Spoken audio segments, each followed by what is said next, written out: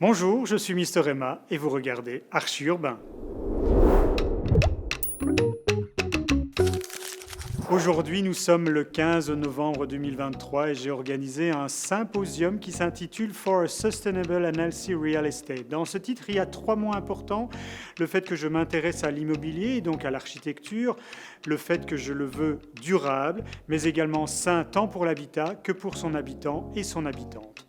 Dans ce symposium, j'ai invité une quinzaine d'orateurs, oratrices, experts, expertes de tous horizons, qu'ils soient belges ou qu'ils soient internationaux, de France, de Suisse et d'ailleurs. J'ai demandé à mon ami Emmanuel Pinto de tenir la caméra et d'être mon œil auprès de tous ces experts et orateurs et oratrices pour les questionner sur la durabilité et les bâtiments sains qu'ils vont nous construire et des matériaux durables, géo, bio, sourcés ou naturels. Voici le résultat. Oui, alors je suis Laure Mériot, architecte associée d'Atelier 234 à Paris. Et je suis Cécilia Gross, architecte associée de Van Von CS, basée à Amsterdam. Le centre aquatique des Jeux de Paris de 2024, c'est un projet d'importance avec des grandes ambitions environnementales, des grandes ambitions urbaines et un projet qui doit représenter finalement l'excellence de la construction en France. Je dirais que l'innovation première, c'est pas faire qu'une piscine, mais c'est faire un complexe sportif qui est orienté pour le long terme, donc pour l'héritage et pour les Dionysiens, dont les habitants de Saint-Denis et les métropolitains du Grand Paris, et qui va se transformer d'une façon incroyable en un grand équipement de compétition pour les 2 semaines des Jeux Olympiques. C'est que c'est plus que juste un bâtiment, c'est une pièce urbaine qui va vraiment connecter et désenclaver toute une partie de Saint-Denis avec la passerelle, la nature, le parc autour, donc vraiment une conception de complémentarité entre l'espace public et le bâtiment. Finalement, le bâtiment devient support d'espace public. Et le 3e point, c'est de faire, je pense, et c'était notre idée, une nouvelle forme d'architecture finalement, où l'architecture peut naître d'ambitions environnementales, les représenter, les démontrer. Et finalement, on a fait plein de choix sobres, sobriété énergétique, sobriété de la forme, les matériaux biosourcés, le bois, et tout ça a une justesse qui permet de créer l'exceptionnel. Il faut réfléchir à tous les sujets, c'est-à-dire il y a le carbone, il y a les matériaux, mais surtout, c'est quelle utilité le bâtiment qu'on va faire a, quelle est sa surface, quel est son volume. Alors moi, je pense que la durabilité, ça veut dire durer. On est dans une époque où finalement, on doit avoir un positionnement aussi sobre à tout ce qu'on entreprend, tout ce qu'on construit. Tout carbone qu'on va dépenser, il faut savoir pourquoi on le dépense. Et plus on utilise un bâtiment, plus le carbone qu'on dépense, il est utile au grand nombre. Et je pense que le challenge de demain, on parle beaucoup d'énergie, on parle de matériaux, mais le plus gros challenge, c'est le social, c'est qu'on se retrouve tous ensemble parce qu'on doit porter ces défis tous ensemble, sinon on n'y arrivera jamais.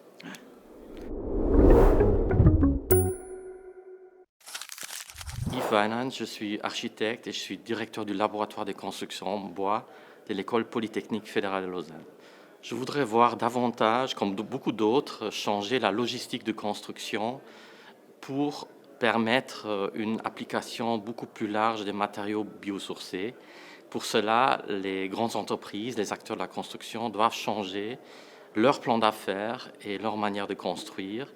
Et ça demande beaucoup d'efforts et je crois que c'est ça qui est demandé et attendu pour l'instant.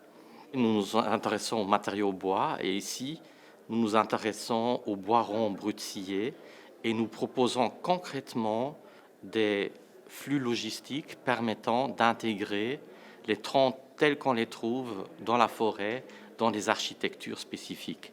Il ne faut pas être dogmatique parce qu'il y a toujours la cohabitation de plusieurs matériaux, mais lorsqu'on parle du bois rond brut qu'on laisse tel quel, on n'est plus dans la même logique d'optimisation que l'ingénieur, par exemple, par une poutre en bois lamelé collé, pour laquelle il doit trouver la section minimale pour l'appliquer.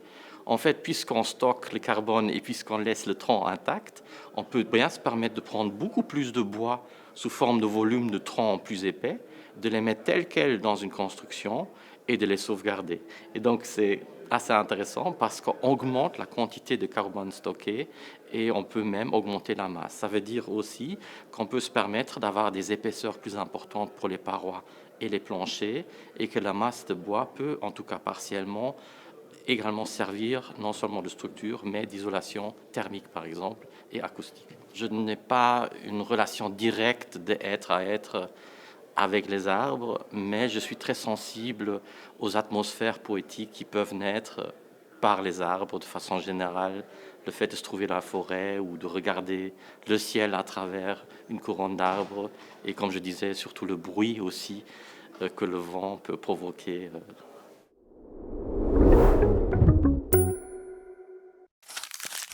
Mon nom, c'est Emmanuel Malfait. Je suis le coordinateur du cluster EcoBuild. EcoBuild, c'est un réseau de 250 entreprises qui sont tous experts en construction durable, implantés sur Bruxelles. Et nous avons des représentants de toute la chaîne de valeur du secteur de la construction. Aujourd'hui, clairement, il y a deux, objectifs, deux difficultés à dépasser dans la région. La première, c'est que nous n'utilisons toujours pas assez de matériaux durables.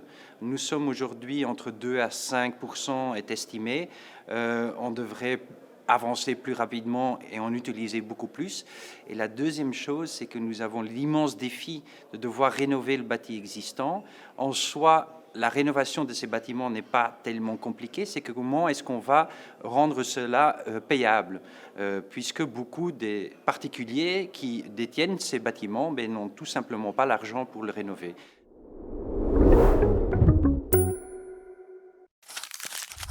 Donc, je m'appelle Brendan Kelly, je suis cofondateur de l'entreprise Natura Mater. Nous sommes sourceurs de matériaux durables. Donc, qu'est-ce qu'un matériau durable? Vous pourrez peut-être penser. C'est un matériau qui est soit biosourcé, géosourcé, circulaire et qui est le plus local possible.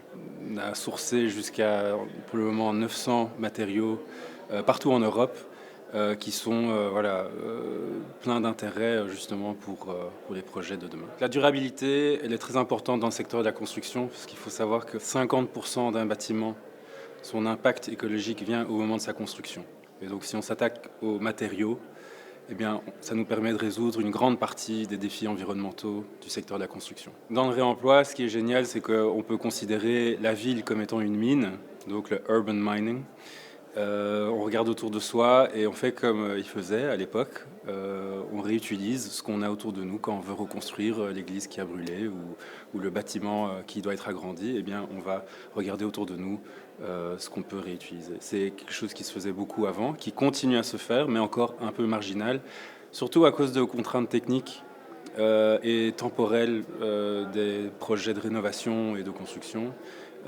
Mais à travers notre intervention dans les projets immobiliers, on essaye justement de fluidifier tout ça et d'aller vers les filières qui existent et qui sont prêtes à délivrer ce genre de solutions.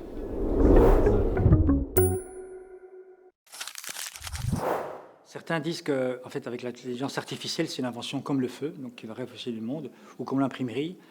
Moi, je dirais plutôt que la manière dont nous on l'utilise, en tout cas, c'est qu'on utilise. Alors, ça a démarré avant le chatbot ChatGPT qui est sorti il y a un an, en novembre, c'était fin novembre 2022. On l'utilise en fait pour adapter, modifier les codes qu'on a en parametric design. Et ce parametric design, on l'utilise pour rendre tangibles les choix qu'on fait en architecture.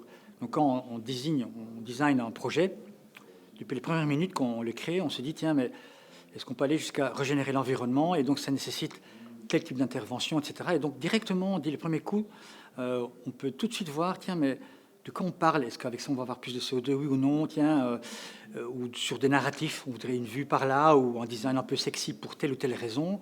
Mais c'est de directement mesurer, au fond, le côté tangible. Donc, c'est-à-dire, il y a des impacts très, très concrets sur le confort, l'utilisation de l'énergie, les matériaux qu'on emploie, etc. Et donc, on a toute une série d'outils qu'on a en quelque sorte dérobés au bureau d'études et qu'on a réintégrés en fait dans le process. Donc, on a inversé les choses. Et pour accélérer ça, l'intelligence artificielle, le ChatGPT, qui sert pour certains de la traduction, ou pour d'autres même pour faire des maths, nous utilise pour la troisième partie qui est moins connue, qui est le code. Donc, on code en Python. Et donc, les algorithmes qui pilotent la 3D, nous, on se fait aider de ce ChatGPT au quotidien pour aller encore plus loin. Et donc, ça donne des résultats parfois qui vont très, très, très loin, avec des projets qui vont, comme je disais, jusqu'à régénérer l'environnement. Et donc, c'est des projets où, à un moment donné, on est autonome en énergie, en eau, et en même temps, c'est super sexy, avec des éléments qu'on peut monter ou redémonter, etc. Donc, c'est un peu dans ce sens-là. Alors là, c'est positif, du coup, ça aide. On peut s'en passer, mais si on peut aussi accélérer les choses, vu l'état de la planète, franchement, je pense qu'il serait temps, quoi. Le changement climatique fait qu'on ne peut plus construire comme avant, ça c'est fini, mais ça va évoluer sans arrêt. Donc c'est pas qu'on va retrouver un état stable, ça c'est fini, c'est mort. Et donc c'est des risques, bien sûr qu'on continuera à mettre toujours une brique sur une brique et un morceau d'isolant sur un morceau d'isolant. Ça dit, maintenant il faudra juste un peu plus qu'auparavant, puisqu'on va avoir des extrêmes en température. Et donc le fait de pouvoir anticiper tout de suite et de savoir, tiens, aujourd'hui, je conçois un projet et il sera comment en 2050, il sera comment en 2080 ? On parle quand même de plus que 1,2 degré, peut-être 2 à 3 degrés, mais une planète à 2 à 3 degrés, on n'est plus exactement dans le même climat. Donc même à Bruxelles, on va se retrouver des températures qu'on a 300-400 km plus bas, comme la Côte d'Azur. Et donc, si aujourd'hui, je veux faire quelque chose, je veux construire, il y a intérêt à savoir, en 2050, en 2080, comment ça va se comporter. Alors c'est déjà le cas pour nos forêts, hein. Depuis qu'on a 1,2 degré, il y a 15% des forêts en France qui sont mortes, donc voilà. Donc ça va s'empirer. Et donc, c'est pas que ça va détruire ou pas détruire des emplois, c'est juste que c'est encore un instrument de plus que bonne chance de ne pas l'utiliser. Je veux dire, il faut complètement être ignorant, le vouloir, quoi, de dire je ferme les yeux, je suis désolé, on en est là, quoi. Et donc, tous les moyens sont bons pour faire ce qu'on peut, pour pouvoir anticiper un minimum. En plus, on a bientôt plus d'acier, plus d'aluminium, etc. Donc, les choses vont devoir évoluer, c'est fini, quoi.